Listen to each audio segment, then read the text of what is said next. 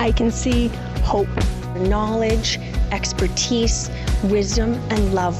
When Jen Dean speaks about parenting, we make sure that we are there to listen because we know we will get valuable advice. Families Matter Most with Jen Dean. She doesn't just give skills for us to be better parents, but she teaches us how to reach our children's hearts. And at the end of the day, that's what truly matters. Dr. B is here. Bethany Bilodeau, an expert in human behavior. She has her doctorate in leadership, numerous certifications in behavioral strategies and nutrition, supplements, all of the things. What can we incorporate to make our life better? Dr. B, thanks for joining the podcast. I'm super happy to be here, Jen. Thank you so much for having me. Now, your expertise right now is being utilized in your business. You have the Behavior Bootcamp, which is an online course and a book you've written to give strategies for our children's behavior.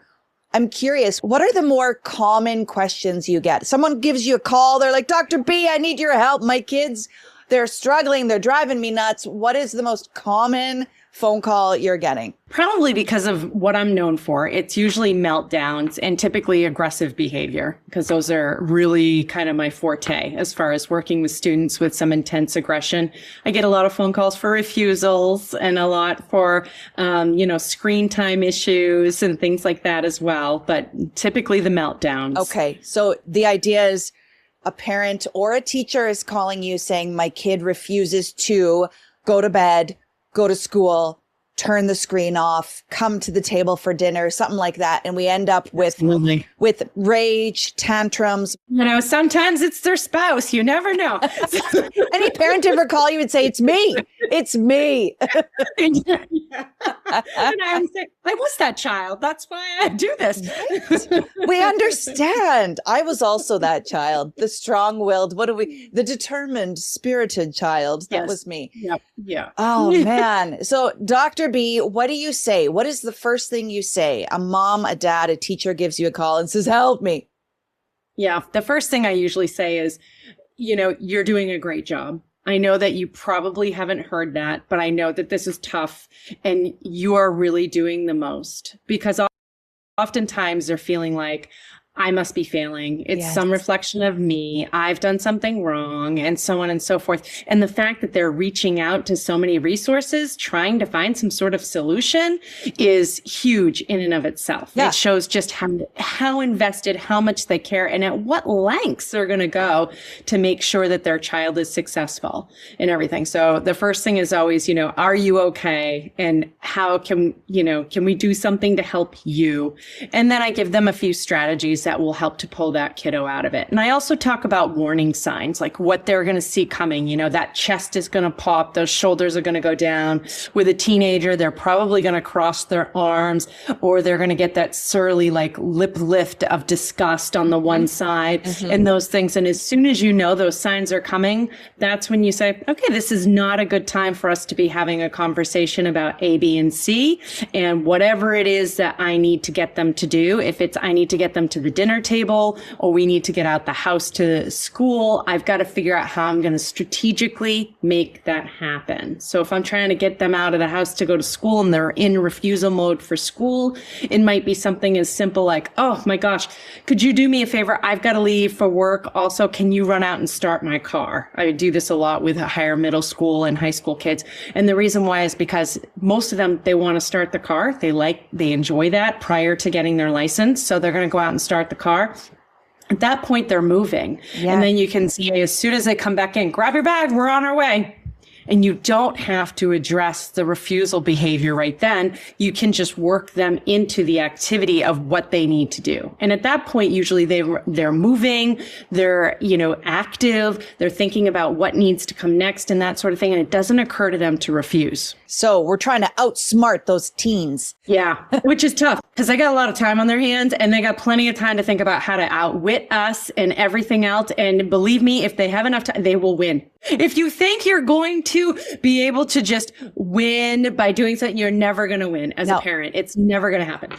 That's so true.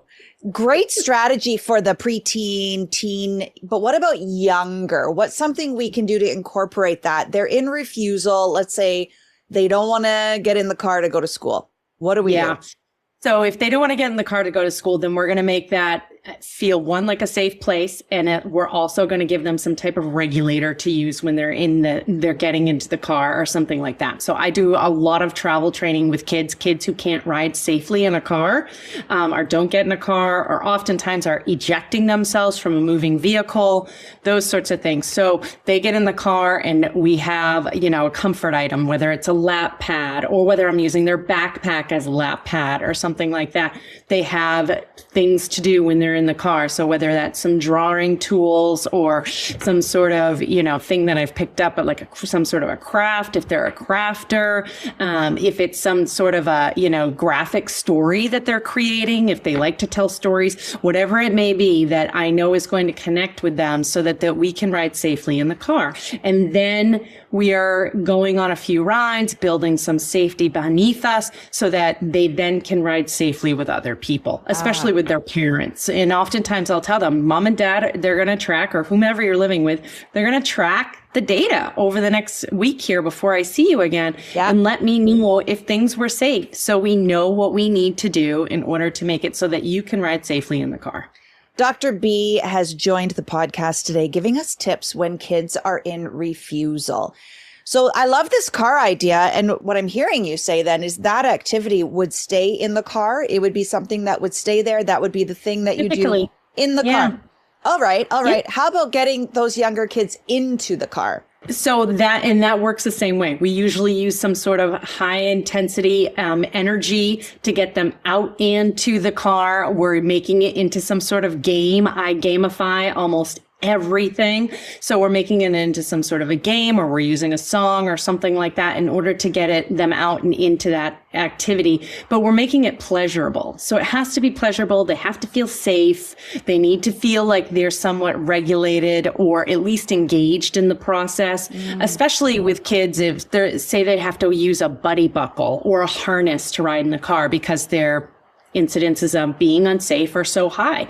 Then when they're getting in the car, we're doing it in a really safe way. I'm showing them how the buddy buckle works. I'm showing them the key. I'm holding the key on my finger as I'm driving so they can see the key the entire time. Anytime they say, okay, Dr. B, I need for you to pull over. I don't feel safe. Okay, I pull right over. We unbuckle. We get re-regulated, feel safe again before the journey continues on. And we're very clear about the boundaries starting out. Like I've been, with them, working with them, and we're saying, okay, what are the rules of the car? And they're going through what the rules are. And we do some pleasurable things in the car. Like what kind of music do they want to listen to? What sorts of things do they want for activities? And making sure it supports their needs so that they're invested and they want to be a part of it, but we're collaborating together. This isn't a unilateral thing of I'm saying you're getting in the car and you're going to be safe. Not that I haven't done that with my own kids, but we've done everything wrong. That's right. This is why we do what we do. Yeah, 100%. Yeah, absolutely. So, but when we're getting in, we're really making sure that we're addressing all those pieces so that they're able to be successful every single time. I'm not going to put them in a scenario that I think there is a likelihood that it's not going to be successful by 50 or 60%. I'm only, engaging in it when I know, hey, this has got like an 80% chance it's going to be successful. Yeah. Dr. B, I'm curious. This sounds a lot like something that when I'm working with families, I call it practicing. This sounds like we are practicing what we want to see in our kids, but you've taken it to the next level. This does require, sadly, probably require parents have to get up earlier and be a little bit more organized in the morning, I'm guessing. Yeah, it's a bummer. All the way around. It really is. I am truly that parent that all of my clothes are ready for the week. Every outfit is out and prepared. I have breakfast options, backup options. And I do this with parents too. I'd be like, what are they eating tomorrow? Well, I think we're going to have eggs. What if he gets up in the morning and he doesn't like eggs? What else are you going to do? Yeah. Because no matter what, we want to make sure they eat before they leave in the morning. That's priority. So, making sure that you have a plan and a backup plan for the plan and doing as many things to take stress off your plate as you possibly can during the day, and really thinking about what is going to make it work for us. Because us being 5 minutes late, it may be a bummer. The kid's late to school, but is it going to in any way impact us in the grand scheme of things? Then don't let that bother you. Let that go. Yep. Let it go. Because I believe, and I've done this, I have failed at this myself, but I believe that it is more hurtful to have the last thing we say to our kids be something mean and angry and sarcastic, and then shooing them out the door and they're gone for the day. And that was our last conversation. I've done that. I hate that. I think we've all done that. We've all done that. So no shame for people, but let's try and do better. And that's a great reminder.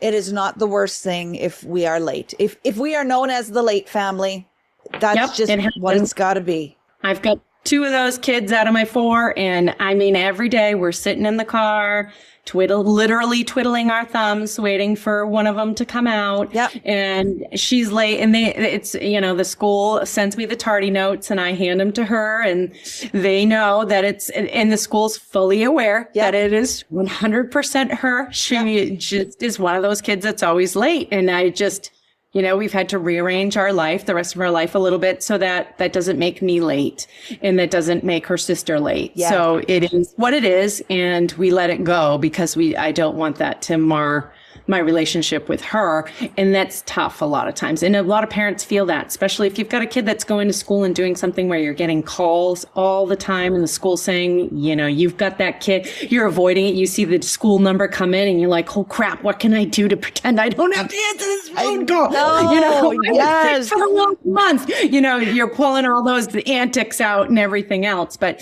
it makes it extremely stressful for the parent, and it makes it harder to connect with your child and harder to love your child and see your child for the wonderful qualities they have.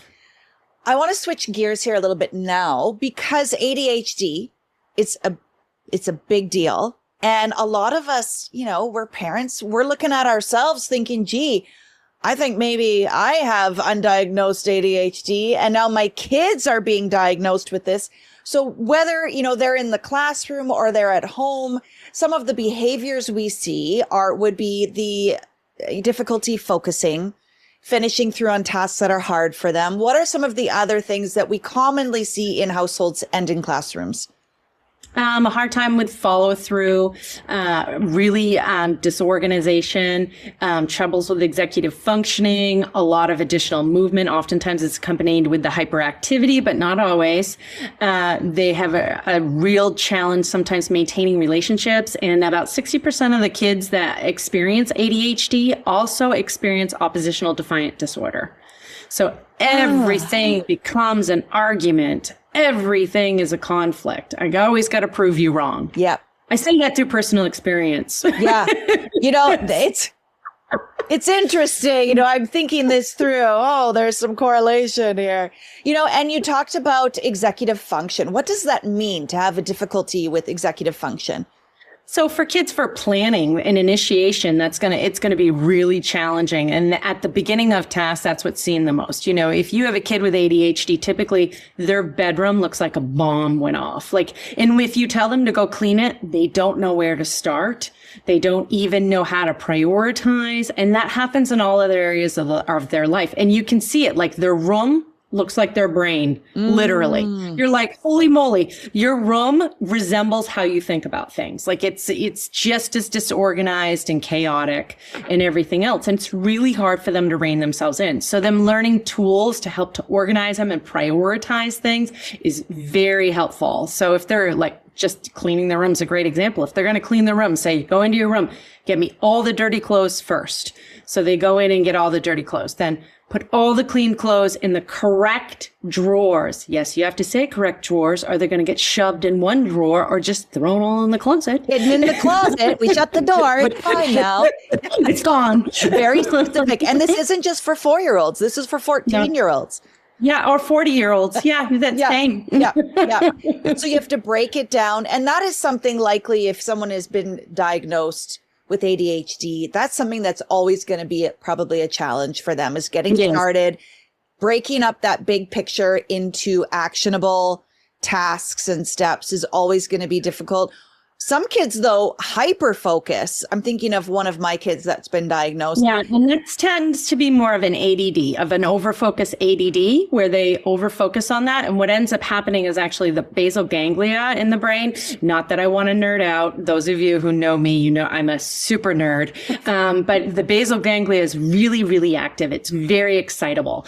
And because of that, they overfocus. And those are the people that wake up in the middle of the night often, and they think about every little thing, and they keep going over it and over it, or they might hold a grudge against someone for years and years and years, or they might be thinking about like a situation that happened with a friend, and that's just like they think about it for days. They can't let it go. Yeah, they obsess. My son diagnosed with that hyper focus. It's interesting. It has its benefits too, though. He decided he was going to write a book, and so he hyper focused. I'm going to write a book this weekend.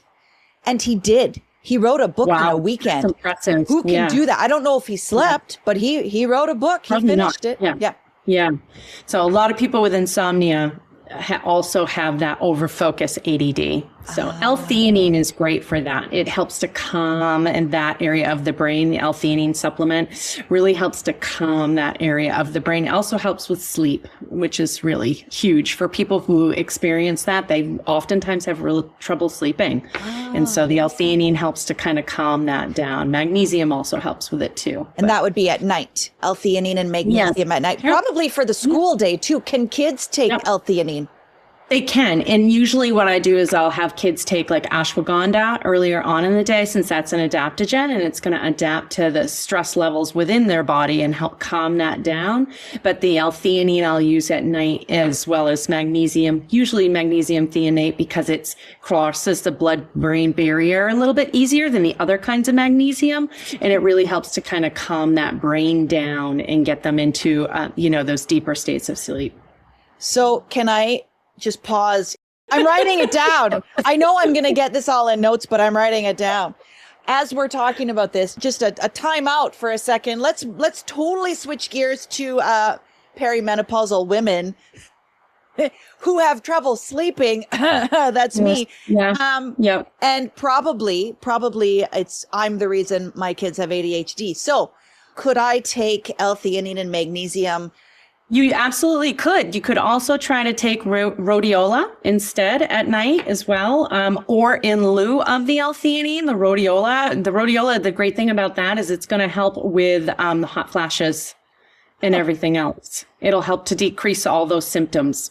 Oh my goodness. We're getting all the help. Early on in the day, I usually recommend to perimenopause and as well as women who are just postmenopause. If you're having a hard time focusing, or you're like, why did I come in this room? What happened here? Did I turn that stove on? Shisandra is a great supplement for that too. It helps you just to kind of zero in and focus on things. I'm writing that down too. Dr. B giving us all the tools and strategies for ADHD, for kids having meltdowns at home, and for us, so we can sleep and function and not forget that we left the stove on.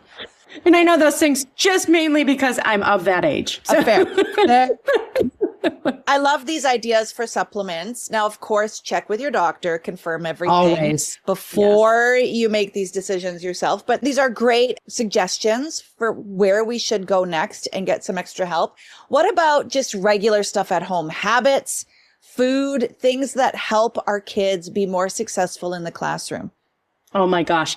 So nutrition is probably the biggest one. And the big one that I end up really counseling with parents on is one, getting away from a lot of those simple carbs, because most of us who have ADHD, that's what we crave. Like, we really want those simple carbs. We want the breads, we want the pastries, we want all that. Why? Because as soon as you start chewing them, they turn to sugar. And so that sugar helps to excite the brain, and it makes us clear for just a few moments, and then we crash. And so you've got to find other ways to do it. So what's the best way to do that with nutrition? It's really with protein. So higher levels of protein, really smart carbs, which when I say that, I'm talking about fruits and vegetables. So, and which isn't what most kids want. So I've got to be sneaky about a lot of the stuff that we do with that. So whether it's, you've got to look at, and I hate to proteinify everything the way, kind of the world. It's a trend. Like the protein chips and the protein this and the protein that. But even just a matter of adding some either pea protein isolate or whey protein isolate to a smoothie, or adding it into Greek yogurt. Greek yogurt's real high in protein. So doing those sorts of things and making sure that US just upped the dietary guidelines for protein as well. So, making sure you're really hitting those dietary, at least, if not more. For people with ADHD, that is critical, because the reason why is it's going to help push the large amino acids into the big muscle groups. It's going to help to oxygenate the brain. Additionally with that, you could try something like ginkgo biloba or L-tyrosine to help to get that blood flow going and that focus. And everything else, again, check with your doctor before you try supplements and things like that. But that is critical, because people with ADHD, they really crave the stimulants and they crave the sugar. So sugar acts like a stimulant for them. So they're going to crave the energy drinks, the coffee, the, sugar-based sodas, all those sorts of things. So making sure that they're getting enough protein to really help to replenish the brain, and making sure that it's in a constant state of healing, because we are always, need to be repairing and healing our brains. Dr. Bethany Bilodeau, expert in human behavior, works predominantly with kids that are in the middle of meltdowns, tantrums, aggression. Tell me, Monsters, energy drinks are huge with young people right now. It's getting them through the day. It's cool. What do we think? Is this going to work? Oh, gosh, no. And the problem with them is that you hit that high and then you come right back down. So unless you're consuming them on a really intense basis, it's not going to help you. Personally, I would rather see someone have an organic, mold tested coffee versus having a Monster. I would rather have, them engage in something like that. And the reason why is because the Monster, it has so many other additives to it, and that's just a brand. Most of those brands have those additives. It's all bad. I think it's that immediate fix that it helps you for a moment, but then you crash, and then it's 2 in the afternoon and you can't keep your eyes open in math class. For sure. Yeah. And it's, and for a lot of our high school kids, it's first thing in the morning. They just can't wake up because schools start way too early for them, their circadian rhythms. Honestly, they should be starting school at 9 or so in the morning. And for kids where school districts have changed the timing, where they actually do start later, they function much, much better. You see less behavioral issues. You see higher academic scores.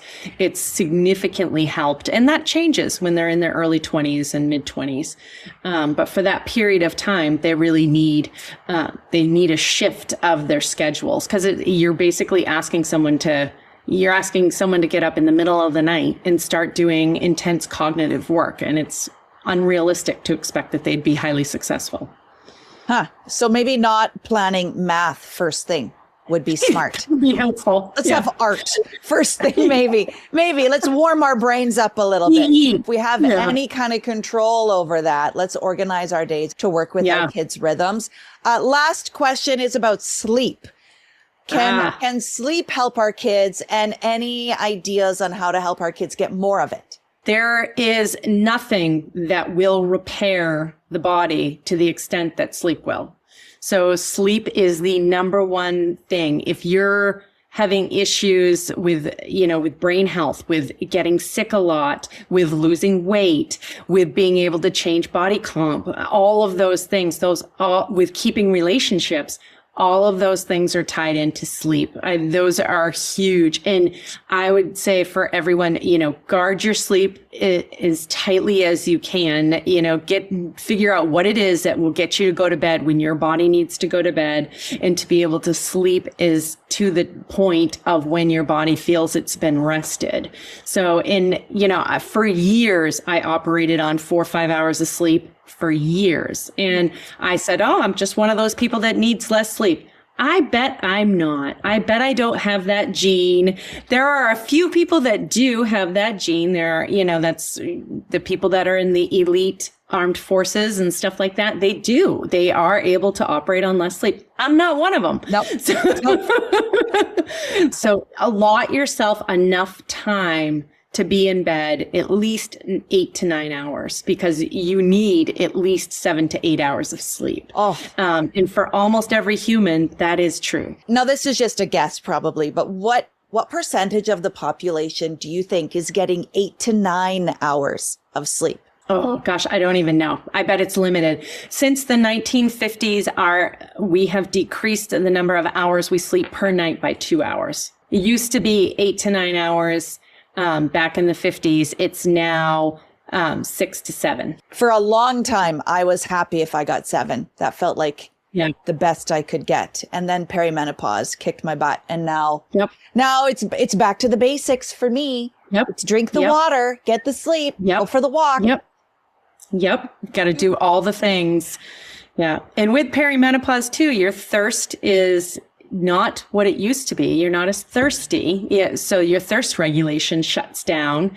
And so many women are also dehydrated at that age. So if you think about how you're interacting with your kids and your family members, and if you have, young ones or teens in the house and that sort of thing, I always say the rage. My husband's always like, you've got the rage thing. And I'm like, I know I could throat punch someone at any point. And he gives you a glass of water. Is that what you need? It's like, baby, go take a nap. Yes. Dr. Bethany Bilodeau, you can find her course at the Behavior Bootcamp. Her book is phenomenal. It gives tons of strategies, whether you're working with kids or just want to raise yours. Then read her book. And also what I love on her website, there's lots of free stuff too. There's webinars, there's different things. So check out thebehaviorbootcamp.com. Dr. B, thank you so much for sharing your wisdom today. Thanks so much for having me. Thanks for listening to the Families Matter Most podcast with Jen Dean.